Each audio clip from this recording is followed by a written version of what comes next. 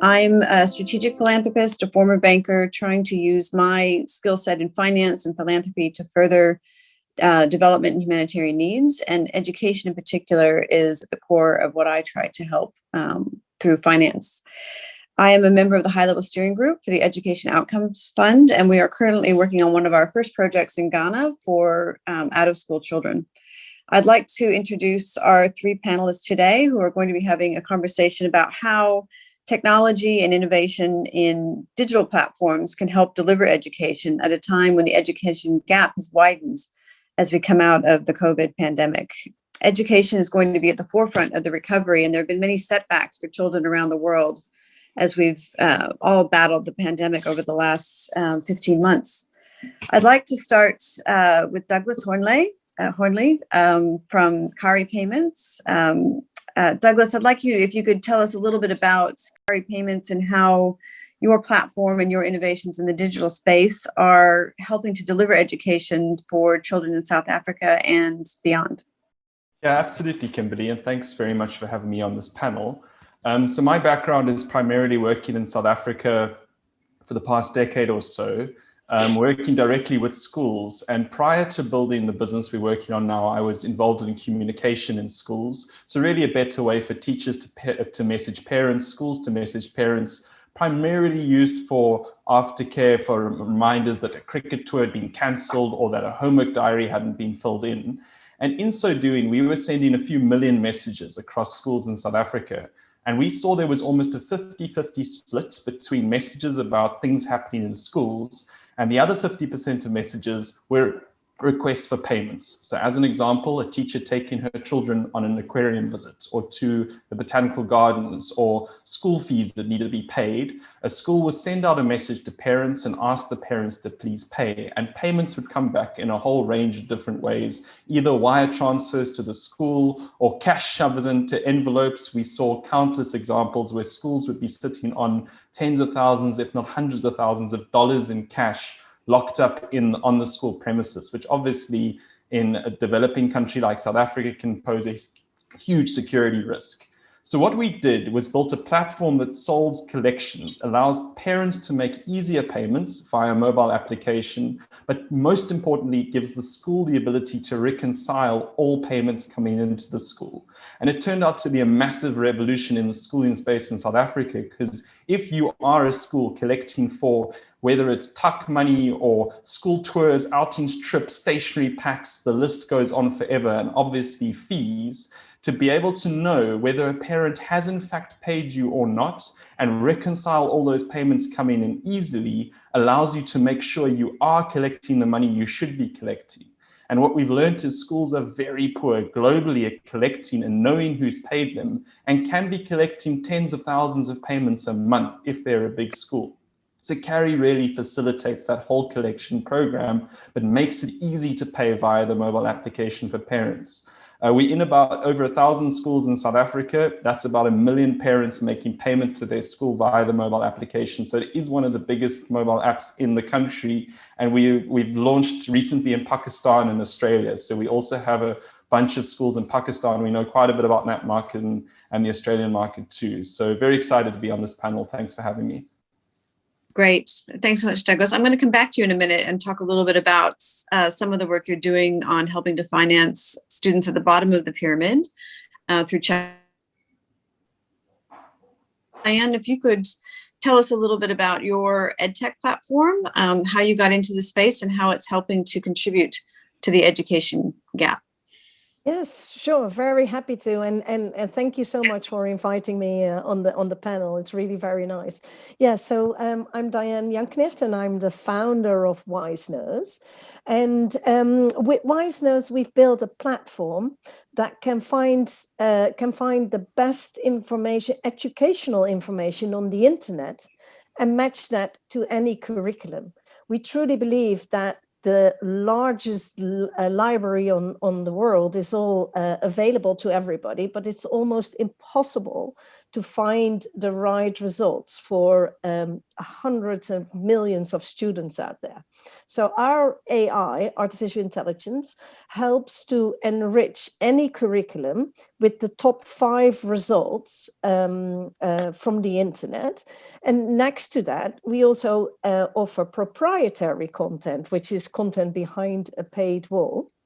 And therefore, we want to be like the unquestionable solution for everybody who builds a platform or who has a learning management system or an educational app to come to us to have access to the best educational content that is up to date, that is local, contextualized, and that can really help the learning results for students. Well, clearly, this is a global approach. If you're dealing with the internet, it has not so much to do with countries, but more with languages. And right now, we're reaching hundreds of thousands of students in Europe. We are absolutely present in India.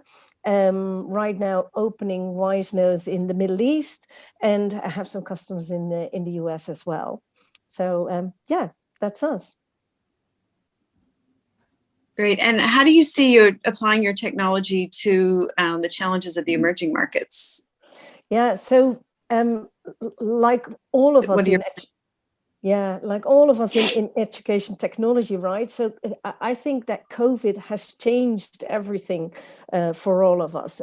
Suddenly, all those students, right? 1.5 billion students working from home that had to have access to digital information, that changed the world, and that's here to stay. I truly believe, though, that we will have a hybrid model, because it's also proven that the role of the teacher is so important, especially when the teachers weren't there. We were really missing them. But we learned that you can also do a few tasks easily at home or from different places than schools. And to have that hybrid model of having and a school and ability to have access to great information from different locations might help the emerging markets a lot, that wherever you are, you can have access to education.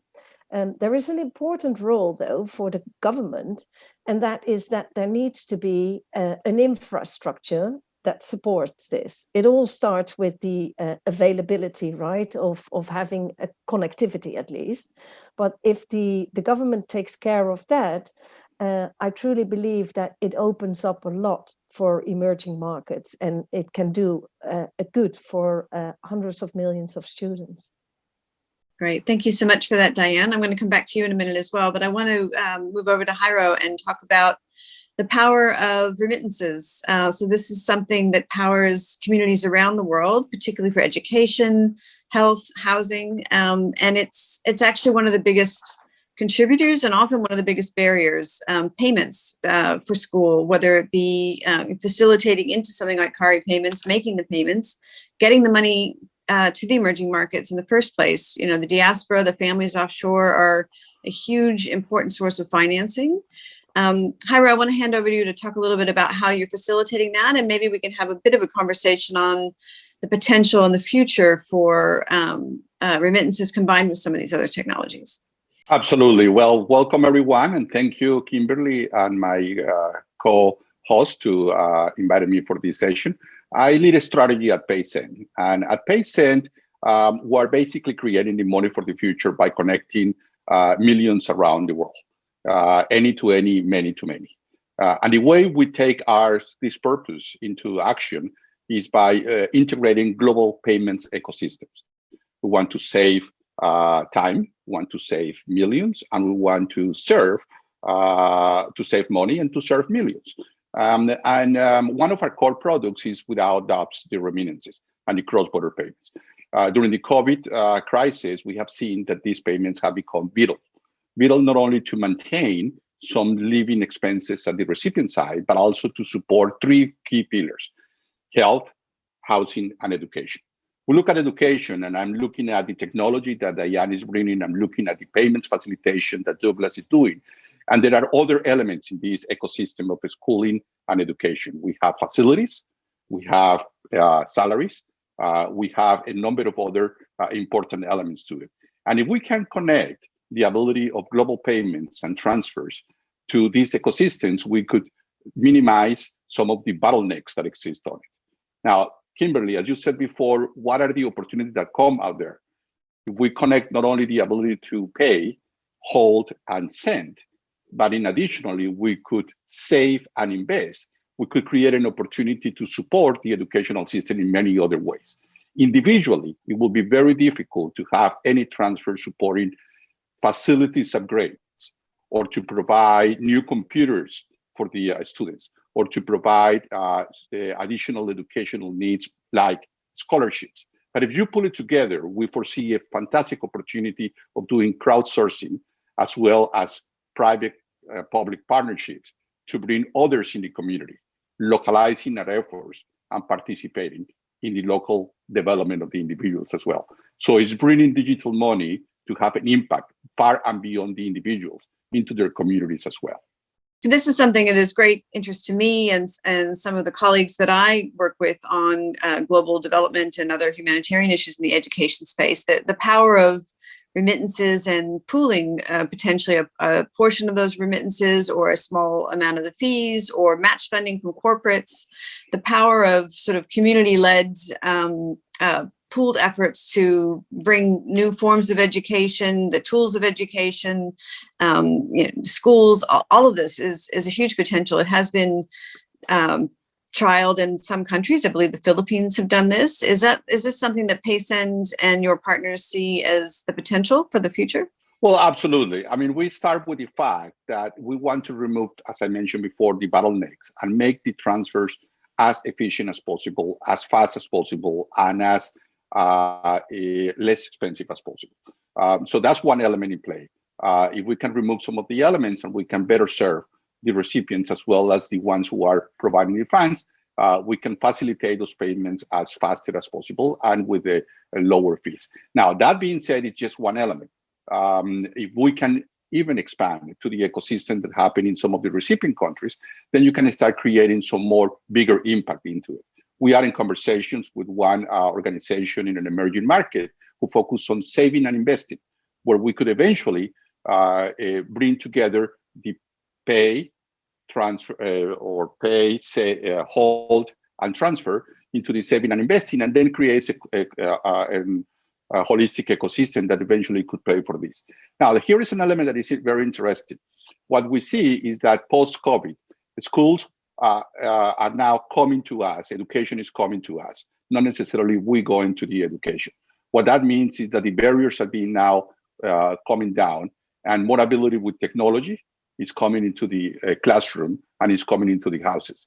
This will need a number of upgrades that can only happen if we work together, if we make some significant investments as a community. We want to be part of this community. We believe we are contributing our piece. We cannot do it alone. That's why collaboration and partnerships are critical and important. Thank you so much. Douglas, we talked about the ability for you to do some lending. I believe it was with tertiary students. You want to talk a little bit about the program and the workaround that you found there, where traditional banking stops and maybe falls over, that scenario for some of these students and how you can help? Absolutely, Kimberly. So one of the big challenges in emerging markets, and South Africa being one of them, is the formal banking infrastructure or the banking systems will only fund or lend to the top LSM or the top people in the markets. And there's a huge, and obviously in most developed countries, you have government lending systems for education. So in the UK, there's the student loans company that will lend to most British students. Unfortunately, back home, we do not have a well set up government funding system. So very low income students can potentially access money from government to do their studies, but that leaves an enormous, what we call missing middle. So people who cannot access bank funding, but also are well off enough not to be able to access government funding. And it's the majority of the markets. So we realize there's a huge opportunity to lend into that market. The reason why one of our students perhaps won't be able to get a bank loan is because their parents or their aunt or uncle maybe has a retail store card, also prolific in in South Africa, people like to go and sign up for these retail cards and spend on them and forget to pay them off. And for that reason, they can't score or their credit score is not good enough to allow their child to get a loan for their studies. So we looked at that and said there's a huge opportunity to fund these students, but more so there's an opportunity to partner with the institutions to lower the risk of these students dropping out. So if you can create a financial contract with your student and allow them to fund their year or 2 or 3 years of study and make sure that they're going to be making payment on that loan, there's a better chance, we found, of them actually fulfilling their studies. So it's worked out really well for our institutions who are improving their dropout rates, and more students are completing their courses and getting into the education, out of the formal education system, and obviously great for students who are now accessing tertiary education, whereas they wouldn't have prior to being able to access credit. So we love the concept of credit because used correctly, it can really kind of help students to get the right education and set them on their way. Obviously, primarily credit is being used in areas that are perhaps not as effective as studying education, which is why we're really kind of focusing on the developmental aspects of credit and finding good ways to fund the correct students. I was just saying, these are the solutions that it takes all of us in business, in government, in the private sector, philanthropists, working together to make these changes and move these bottlenecks for these kids. Diane, I want to come back to you for a minute and just ask you a little bit about your personal journey of this space. What drove you to sort of move into to found WizeNoze, and what opportunity do you see for EdTech in particular to help in emerging markets? Yeah, so I'm an ex-Microsoft. So when I joined Microsoft, I had to explain what Microsoft was to my friends. So that says something about my age, how old I am, because by that time it was unknown. So I saw the whole journey of building software that can really change the world. And so after quite some years, I decided, like, okay, this is it for me. But what if I can build something that is really going to do good for lots and lots of students? And I was really passionate about building quality learning for all. Well, and then that actually there was once this initiative that built that had the idea to give everybody on the earth access to great content, which is called the internet. But nowadays, the internet is so driven by commercial results that it's not the initial idea anymore to give access to really trustworthy, reliable information. So I thought, like, okay, if we can find a way to kind of clean up the internet again, to curate it, to build a platform and match that beautiful information which is out there in massive amount, but find the real pearls for students and match that to their learning capabilities and offer it for a fraction of the cost that it costs to create content, then you're really doing something which can help lots and lots of students. You become this platform that finds the right information that is out there anyway and offer it to students that want to learn things. And by doing that, we're also adding, for instance, an indication on the reading level, whether information is very difficult to read or very easy to read.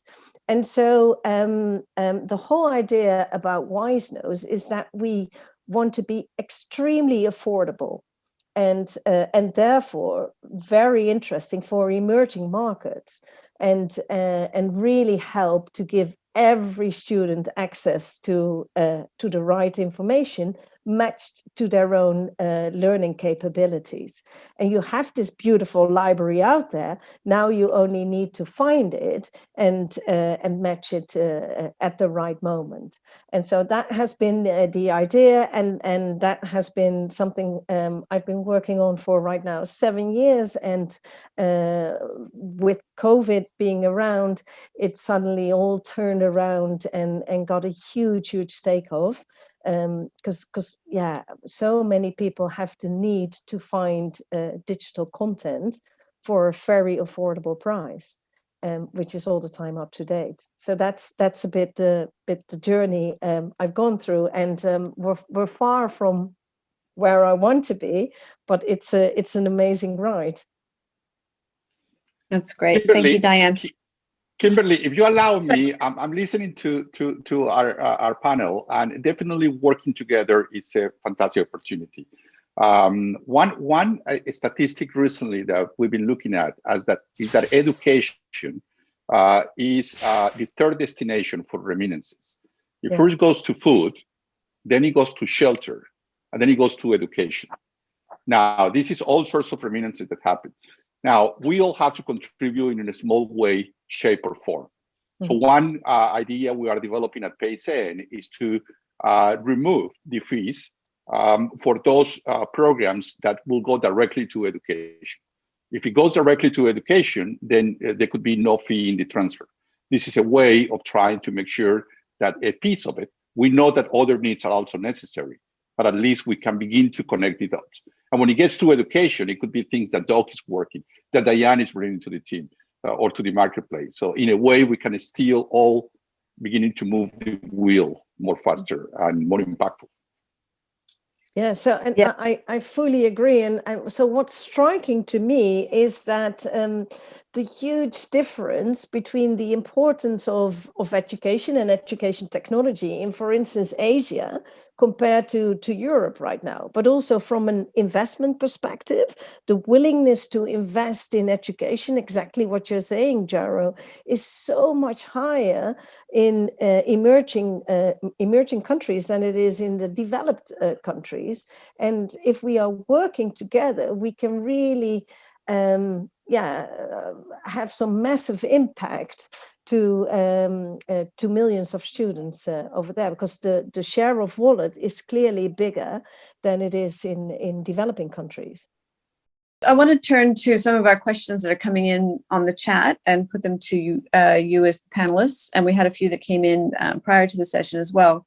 One of the concerns coming through from some of the listeners is whether technology is excluding a large number of families. So a lot of these technologies assume that you have a smartphone, assume you have connectivity. Is that the case in all of your, I mean, Diane, I think some of you are doing it kind of at the wholesale level, sort of into the school. Others are working at the sort of more retail or consumer level, person to person.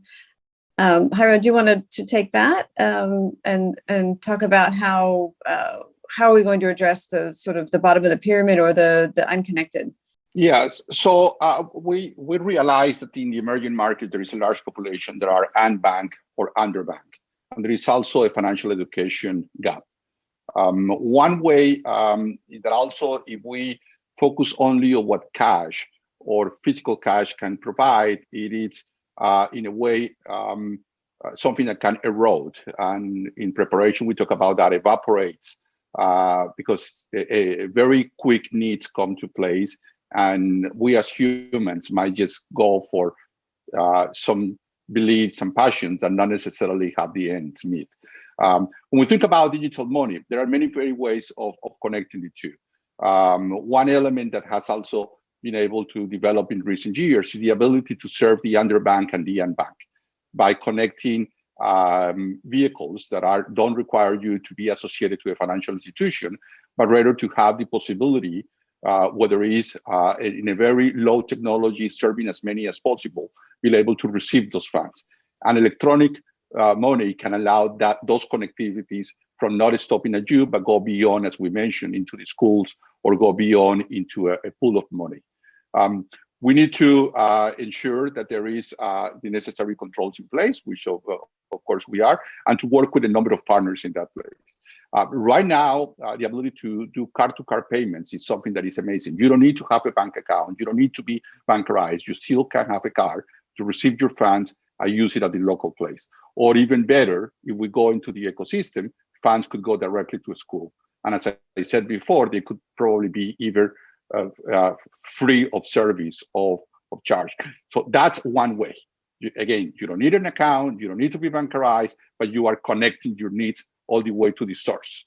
On the sending side, the individual might be bancarized, might be living in Europe or North America, might be living in some developed country, but it will be able to support the other ones. We have to keep in mind that technology has to be as simple as possible, and the value add services might vary from one market to the other as well. Localize is a key element here. Great. Douglas, do you want to come in on the sort of connectivity and making sure we're not leaving anybody behind? Absolutely, Kimberly. And I think I'll speak from my own experience working on the ground, visiting thousands of schools in South Africa. And prior to this business, I was involved in big communication projects and a communication app, really call it WhatsApp before WhatsApp hit emerging markets. And the technology we built was really to allow messaging via feature phones. So any phone that has a basic internet connection but doesn't have, but's not obviously a full-on smartphone. And this was in the early 2010s. And we didn't foresee WhatsApp taking as much traction as it did in our market, because we decided, we're obviously smartphones are going to take longer to infiltrate South Africa than basic feature phones. And when WhatsApp started to pop up as a threat, we took a strategic decision to focus on the feature phone market, because our view was Africa is going to take time to convert to smartphones. The business we had at our peak, we would have been doing messages for around 10 to 15 million people. The business no longer exists. 3 years ago, we closed it down because of the speed of smartphone penetration across the continent, but more so obviously back home in South Africa. And in our schools, we typically will get 90 to 100% of parents using the smartphone mobile application to pay on behalf of their children. And in the situations where we find parents don't have a smartphone, it's almost a guarantee that someone in their community does, whether that's the grandmother, the aunt, or the cousin. Somebody will have a smartphone, and the parent will then make use of that connection of theirs to help make the payments to the school. I think I used a brief example when we were first discussing people in emerging markets, and especially back at home. You don't necessarily realize where the transaction costs might come from.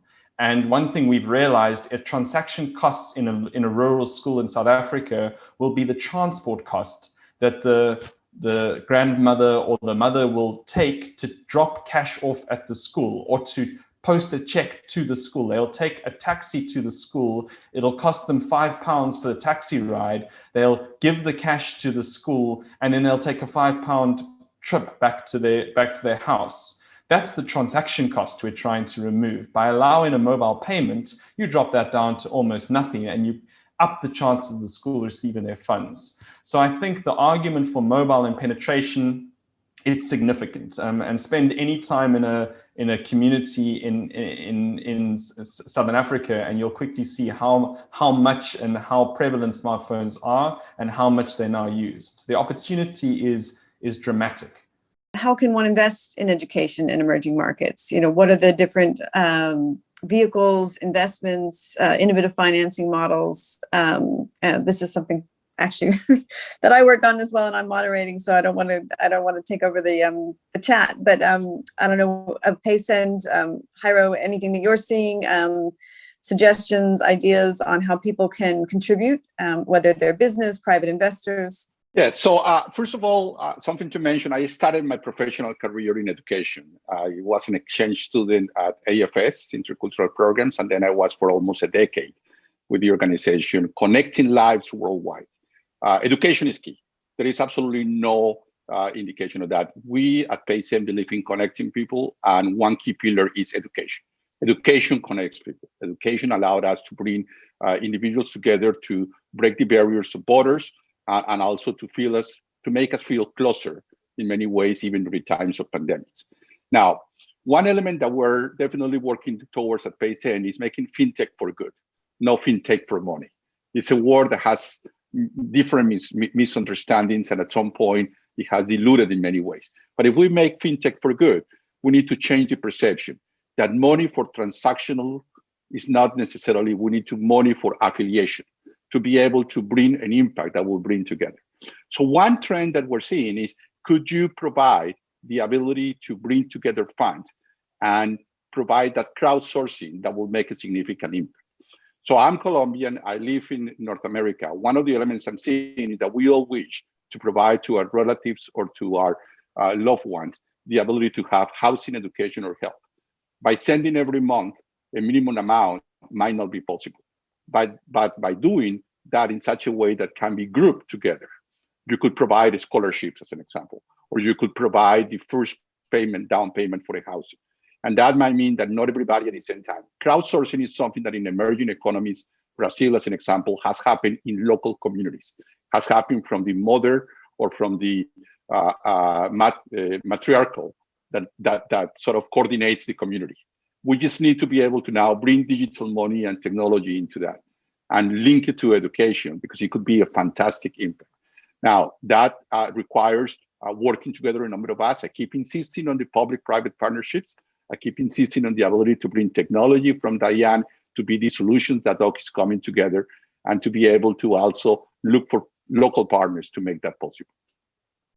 UNICEF has launched their Reimagining Education initiative, which has technology and digital kind of at the center of that. And Henrietta Fore, the executive director, has been very vocal in calling for business to come to the table and help co-create solutions. And I think, Jairo, what you're saying as well is we need more people who are putting education for good, tech for good, trying to design solutions with the children at the center, not the profit at the center. Obviously, everybody needs to be involved, and we need to all make a living. But we need to have more people who are willing to sit at the table and maybe leave old models behind and co-create new models that take all of us to bring the costs down, to get the technology, and find the way to work together. But Diane, you go ahead. No, I want to elaborate on that, because I'm pretty positive from a trend I'm seeing in the private sector and in the VC market. So, because I do see that the VCs that are interested in kind of investing in a combination of profit and purpose, so the real impact, not per se social good, but impact investment, are really rising. And for instance, right now in India, education is the second largest sector that is receiving VC funding. And for instance, here in Europe, I'm Amsterdam based, education is not even in the top 20. It's all fintech and really profit driven investment. But you also see another trend, especially happening in the Middle East right now, that governments are really saying we're going to be a knowledge economy. It's not only oil anymore that we're interested in, or any other previous business models, but we're really going to invest in education, because we see if we uplift the education level of our population, then the rest will flourish as well. So I do see some positive trends now with COVID happening on both sides, the private sector, the VC market, but also the governments really, really interested in the knowledge economy. And there's been some great examples. Grey Matters Capital has been doing a lot with women and girls at the center, and a goal to help millions of women and girls around the world, has been making investments in India and Africa in, I guess, what I would call pipeline builders. For me, more people being aware that it's not just about the VC end, the sort of high tech end. It's actually the enablers.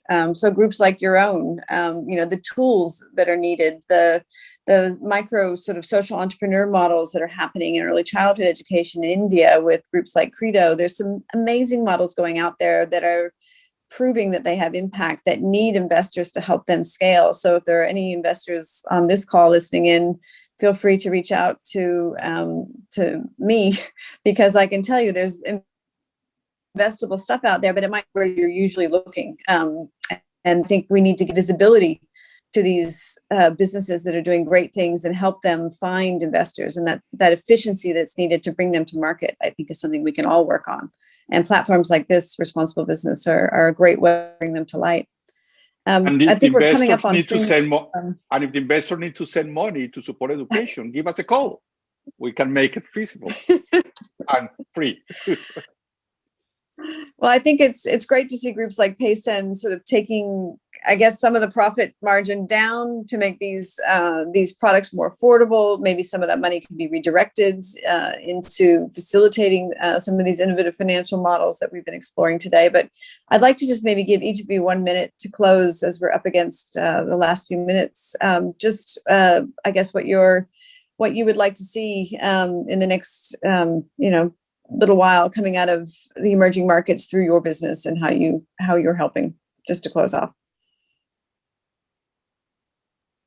Gire, I might start with you. Obviously, COVID has been what a challenge for all of us, but it has also allowed us to recalibrate our priorities. Family, health, care, purpose has come high on the agenda. We need to continue to support her. We need now to continue making sure that we break the barrier between emerging markets and developed economies. We have to do that. Purpose companies driven like Paysend is key on that. We want to connect the world. We want to make sure that we bring that. I hope to see that we make the influence and the impact necessarily to not reshape, but to accelerate as well the priorities in some of the markets. We can do that, I believe, in the role of private institutions. And again, once more, doing it together, partnerships. We have a key role in that. And we have an amazing opportunity to create a pool of funds. It's well known, that makes one-on-one an economy. Individually breaking apart, it doesn't really make it. Pool funds, and you begin to see an impact. Every morning we're saying we could put just a little bit in one place, and that will create a significant result. Thank you. And Diane, I guess your technology is another form of pooling, but in the knowledge sense. What is your sort of wish or vision as you continue on your journey?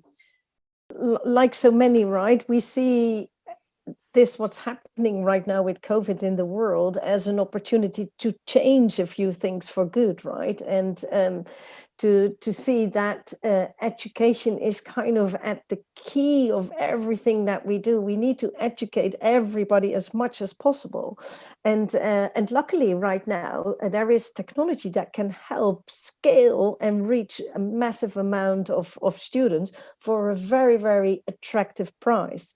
So I truly hope that education is going to stay on top of our minds, that governments are going to have a different point of view, that the private sector is going to have a different point of view. And I'm sometimes just blown away by some of the investments in electronic cigarettes or anything that I'm saying, like, why are people investing so much money in things that are completely not needed while the world is waiting for education? It is out there in a very, very affordable way and accessible through telcos, like Douglas is saying, the mobility. So I really hope that's my big wish, that everybody has a wake-up call and that education is going to get more attention and more money. Great, thanks, Diane. And Douglas, over to you to finish off your wish or vision as we move out of COVID and try to help more children around the world. Kimberly, I think it's happening as we speak. I'm a trustee of a big scholarship fund, and in conversation with one of our students in rural Louis recently, she told me how she's just been found as one of the top authors in the world for sharing on something called a fan fiction app on a mobile phone. And she's now been picked up to write a book from a very rural community where she would never have accessed anyone, let alone a publishing platform in London. And this is happening at a rapid speed, and being on the ground in South Africa, we can see that. And I can't wait to see how this rolls out into other countries. We're doing, as I said, we're working a lot in Pakistan, and we're seeing the same thing happening there. And I think part of the trick now is for us in developed countries to keep our eyes open and to watch how quickly the speed of innovation, but also the rollout of technologies and smart technology and connectivity is going to happen, because I think it's going to happen really, really quickly. And I can't wait to be part of the journey. That's great. Thank you. Well, thank you all for your time today and for your various passions and persistence in tackling the challenges of bringing education and financing to the education gap. I'd like to thank everyone who tuned in today on the chat with your questions. We have recorded the session. Meaningful Business will be posting that and sharing that.